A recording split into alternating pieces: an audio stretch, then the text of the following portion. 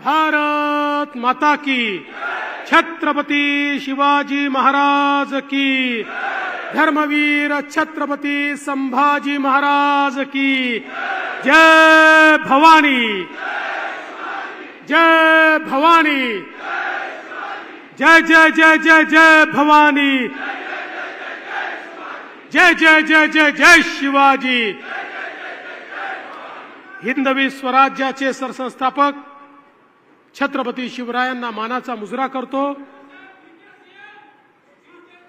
Thank you thank you. भारतीय राज्यघटनेचे शिल्पकार भारतरत्न डॉक्टर बाबासाहेब आंबेडकर यांना मानवंदना अर्पित करतो।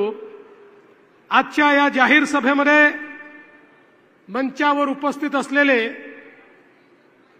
या कोकणामध्ये ज्यांनी खऱ्या अर्थानं भारतीय जनता पार्टी रुजवण्याकरता मोठे कष्ट घेतले ते माझे सहकारी मंत्री रवींद्र चव्हाणजी, नुकतेच आपल्याला मार्गदर्शन करून गेलेले राष्ट्रवादी काँग्रेसचे अध्यक्ष आपले खासदार सुनील तटकरेजी, आपले लोकप्रिय उमेदवार जनसामान्यांचा नेता म्हणून ज्यांना ओळखलं जातं ते रविशेठ पाटील,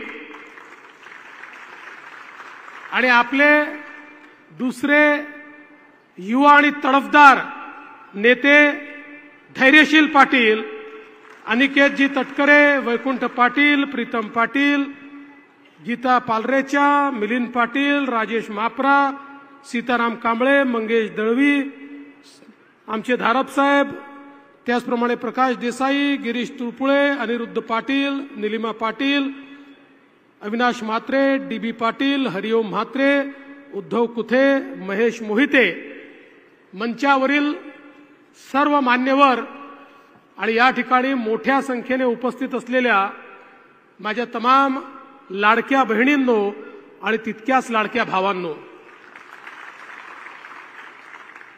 5 वर्षापूर्वी याच मैदानामध्ये रविशेठ पाटील यांच्याकरता मतं मागण्याकरता आलो होतो। त्यावेळी समोर आमचे मित्र धैर्यशील पाटील होते आणि त्यांच्या विरुद्ध मतं मागायला आलो होतो। पण आज मला सर्वाधिक समाधान आहे की माझे दोन्ही मित्र एका मंचावर आहेत आणि रविशेठ पाटील आणि धैर्यशील पाटील ही जोडी म्हणजे जसं देशात आणि राज्यात डबल इंजिन आहे तसं पेणला डबल इंजिन आधीच मिळालेलं आहे। एक आमदार आणि 2 खासदार अशा प्रकारचं डबल इंजिन घेऊन आज तुम्ही या ठिकाणी काम करता आहात। मला एका गोष्टीचा आनंद आहे की सातत्याने या भागाच्या विकासाकरता रविशेठ पाटलांनी जे काही कष्ट घेतले त्याला अतिशय सकारात्मक प्रतिसाद देण्याचं काम आम्ही केलं। खरं म्हणजे एक गोष्ट निश्चित आहे की शेवटी आपण कुठल्याही गोष्टीची सुरुवात ही श्री गणेशाने करतो आणि श्री गणेशाची उपासना आराधना करायची असेल तर ती पेणशिवाय पूर्ण होऊ शकत नाही। मला कल्पना आहे लगेच विषय येईल की आमच्या मूर्तिकारांचा प्रश्न आहे त्याचं काय करणार आहे। काळजी करू नका, इतके वर्ष अडचणीत येऊ दिलं नाही, पुढेही अडचणीत येऊ देणार नाही।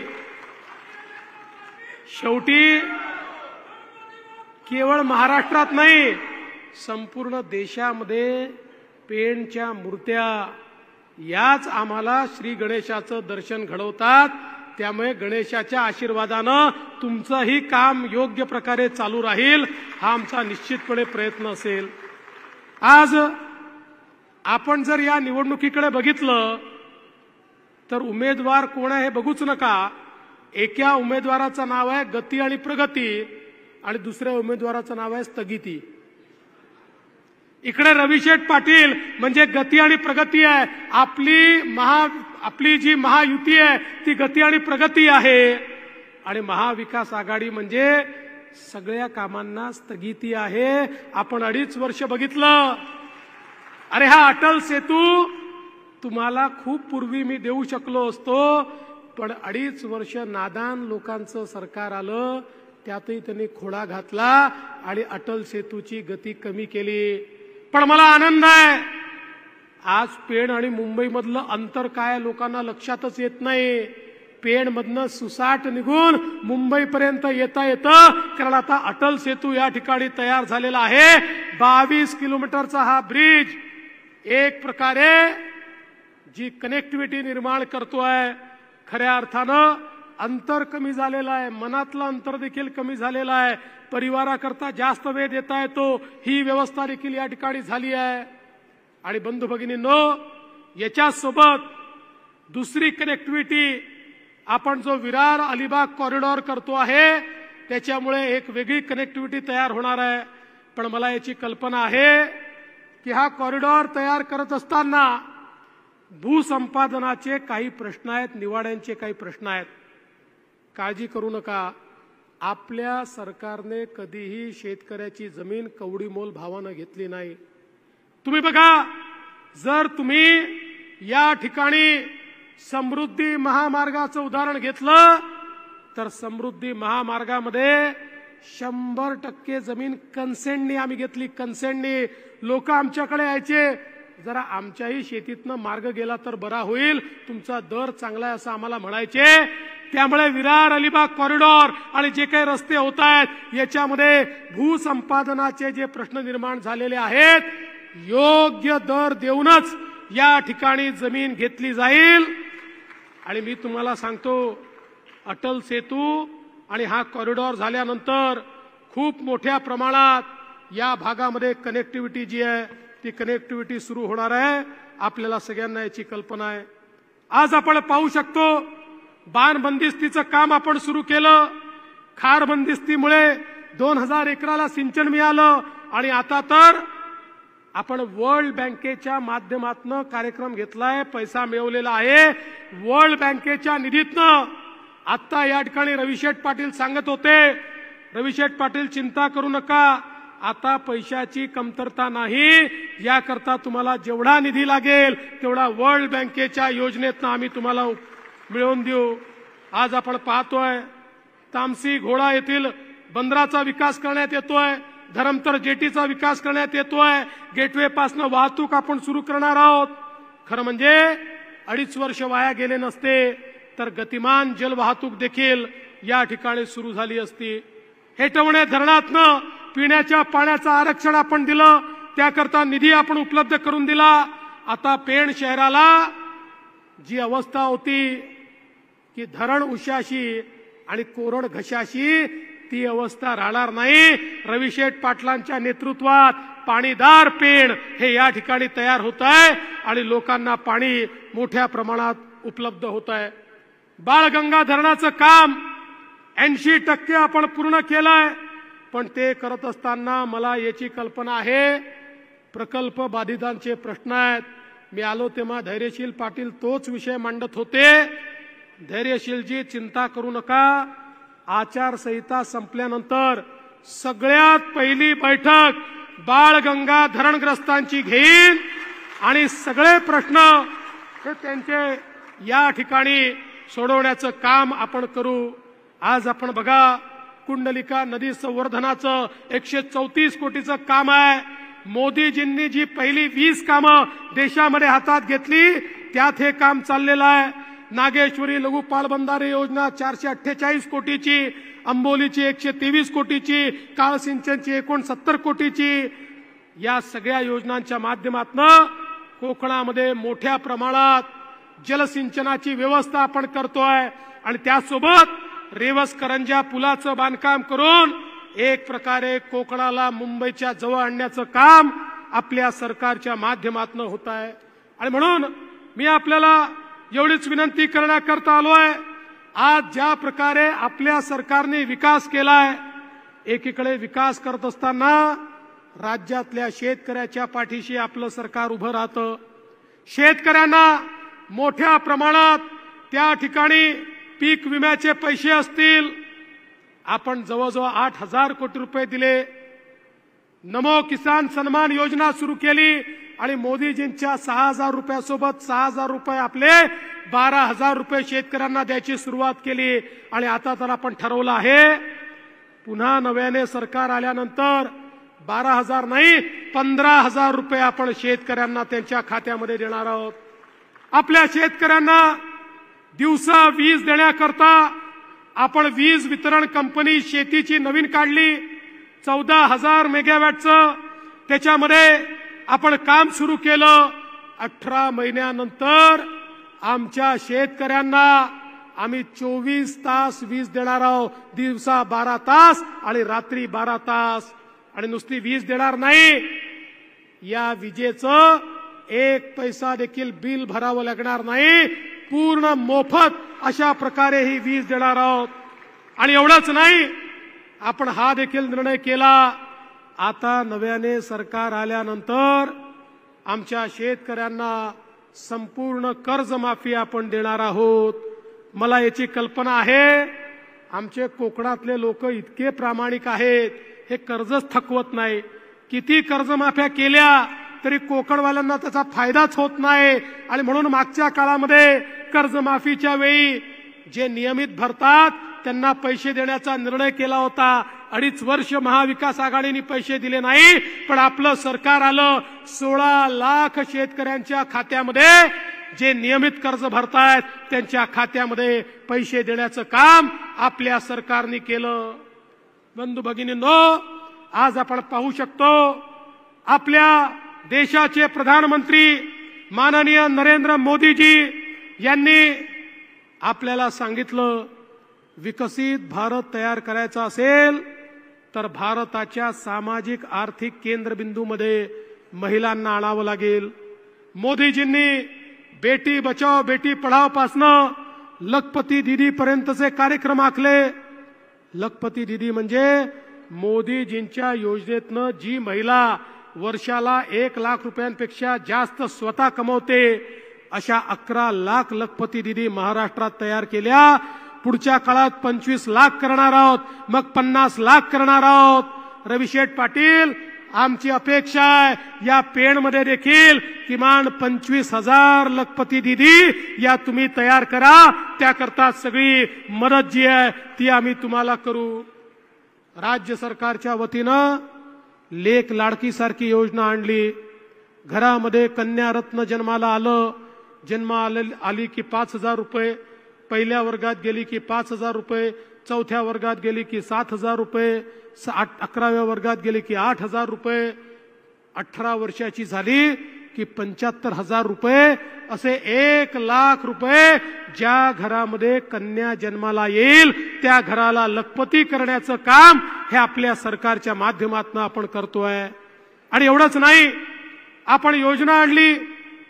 खरं म्हणजे आमच्या मुलींना शिकवलं पाहिजे ही सगळ्यांचीच इच्छा आहे, पण खासगी कॉलेजमध्ये डॉक्टर बनायचं असेल, इंजिनियर बनायचं असेल, प्रोफेसर बनायचं असेल, वकील बनायचं असेल, 2 lakh fee, 4 lakh fee, 5 lakh fee. घरात एक पोरगा असेल आणि एक पोरगी असेल, आई बाप म्हणतात पोराला शिकवण्याची ऐपत आहे, पोराला आम्ही शिकवू. पोरीला म्हणतात बाई तुझं लग्नच करायचं आहे, तू घरी बस. त्या पोरीला शिकवलं जात नाही. आता आम्ही आई बापांना सांगितलं, तुमच्या पोरीला शिकवायला तुमच्याजवळ पैसे नसतील, काळजी करू नका. पोरीचे मामा मंत्रालयामध्ये बसले आहेत, ते तुमच्या पोरीची पूर्ण फी भरतील. आणि आपण निर्णय केला 2 लाख, 4 लाख, 5 लाख कितीही फी असली तरी मुलींची 100% फी ही राज्य सरकारच्या वतीनं आपण त्या ठिकाणी भरतो आहोत. आपल्याला कल्पना आहे, आपण मागे निर्णय घेतला आणि एसटी मध्ये आपल्या महिलांना त्या ठिकाणी 50% कन्सेशन दिलं. 50%तच आता महिला एसटीत प्रवास करू शकतात. योजना आणली. एसटी महामंडळाचे लोक आमच्याकडे आले, आम्हाला म्हणाले साहेब योजना बंद करा. म्हटलं का बंद करायची? म्हणाले एसटी नुकसानीत आहे, अजून डगभाईला येईल. आम्ही सांगितलं योजना बंद करणार नाही. 1 महिन्यापूर्वी एसटी महामंडळाचे लोक आमच्याकडे आले, आम्हाला म्हणाले साहेब काही झालं तरी ही योजना बंद करू नका. अरे म्हटलं अजब लोक आहे तुम्ही. आधी आले म्हणाले बंद करा, आता आले म्हणता बंद करू नका, नेमकं तुमच्या मनात काय आहे? म्हणे साहेब तुम्ही ही योजना सुरू केल्यापासनं इतक्या महिलांनी प्रवास सुरू केला, नुकसानीत असलेली आमची एसटी आता फायद्यामध्ये आलेली आहे. मग मी जरा थोडी माहिती काढली, माझ्या लक्षात आलं अलीकडच्या काळामध्ये आमच्या लाडक्या बहिणी आमच्या भाऊजींना सांगतात तालुक्याला जायचंय, जिल्ह्याला जायचंय, मुंबईला जायचंय, कोकणात जायचंय, मीच जाऊन येते, तुम्ही घरी बसा. मी गेली अर्ध्या पैशात जाते, तुम्ही गेले पैसेही दुप्पट लागतात. गेल्यानंतर पान, तंबाखू, खर्रा, मावा, दारू काय काय व्यसन करता, घरचे पैसे बर्बाद करता, त्यापेक्षा अर्ध्या पैशात मीच जाऊन येते. आमची लाडकी बहीणच आता फिरायला लागलेली आहे आणि राज्य सरकारला दुवा देते. आपल्या सरकारने योजना आणली, मुख्यमंत्री माझी लाडकी बहीण योजनेच्या अंतर्गत आमच्या बहिणींना 1500 रुपये महिन्याला द्यायची सुरुवात केली. योजना आणली ते महाविकास आघाडीचे महाभकास लोक आमच्यावर व्यंग कसत होते, ही तर योजना होऊच शकत नाही, पैसा तर मिळणारच नाही, हा तर जुमलाच आहे, तुम्ही मूर्खच बनवताय. पण बहिणींनो, या सगळ्यांच्या नाकावर टिचून आम्ही या ठिकाणी 2.5 कोटी बहिणींच्या खात्यामध्ये 1500 रुपये नोव्हेंबर पर्यंतचे पैसे जमा करून टाकले. पण एक गोष्ट मला तुम्हाला सांगायची आहे, जसे आम्ही तुमचे लाडके भाऊ आहोत तसे काही सावत्र भाऊ देखील फिरतायत. हे महाविकास आघाडीवाले सावत्र भाऊ हायकोर्टामध्ये गेले. काँग्रेस पक्षाचे महाविकास आघाडीचे अधिकृत निवडणूक प्रमुख त्यांच्या वतीनं हायकोर्टमध्ये गेले, म्हणाले या ज्या सगळ्या योजना आहेत लाडकी बहीण वगैरे, हा पैशाचा चुराडा आहे, या योजना बंद करून टाका. पण तुमचे सख्खे भाऊ त्या ठिकाणी होते. आम्ही कोर्टाला सांगितलं महिला केंद्रित आमचं धोरण आहे आणि कोर्टाने सांगितलं की ही लाडकी बहीण योजना सुरूच राहील, ही कोणी बंद करू शकणार नाही. आणि खुशखबर ही आहे बहिणींनो, पुन्हा एकदा आपलं सरकार आलं. 1500 रुपये नाही, 2100 रुपये बहिणींच्या खात्यामध्ये जाणार आहे. आज आपल्या सरकारने कोतवाल असो, पोलीस पाटील असो, आशाताई असो, अंगणवाडी सेविका असो, ग्राम रोजगार सेवक असो, प्रत्येकाचं मानधन त्या ठिकाणी वाढवलं आणि प्रत्येकाला त्या ठिकाणी जिण्याचा अधिकार आपल्या सरकारने दिला. आणि आता येत्या काळामध्ये आपल्याला कल्पना आहे, मोठ्या प्रमाणात आपल्याला काम करायचं आहे. आपण आगरी समाजाकरता स्वतंत्र आर्थिक विकास महामंडळ केलं.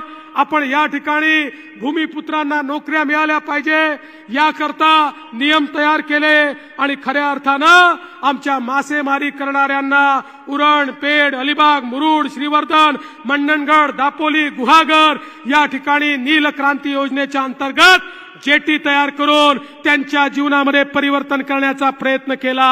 हे सरकार प्रत्येकाच्या जीवनात परिवर्तन करणारं सरकार आहे. आणि म्हणून तुम्हाला मी विनंती करण्याकरता आलो आहे. मागच्या वेळी रविशेठ पाटलांना तुम्ही प्रचंड मताधिक्याने निवडून दिलं, त्यानंतर तुम्ही आमच्या तटकरे साहेबांना देखील चांगली लीड या ठिकाणी दिली. त्यावेळेस रविशेठ पाटील एकटेच होते, आता सोबत धैर्यशील पाटीलही आहेत आणि तटकरे साहेबही आहेत आणि आपली शिवसेनाही आहे. त्यामुळे मी तर तुम्हाला विनंती करतो, उभ्या कोकणामध्ये सर्वाधिक मताधिक्याने पेणची जागा निवडून आणा, एवढीच विनंती करतो आणि थांबतो. धन्यवाद. जय हिंद, जय महाराष्ट्र.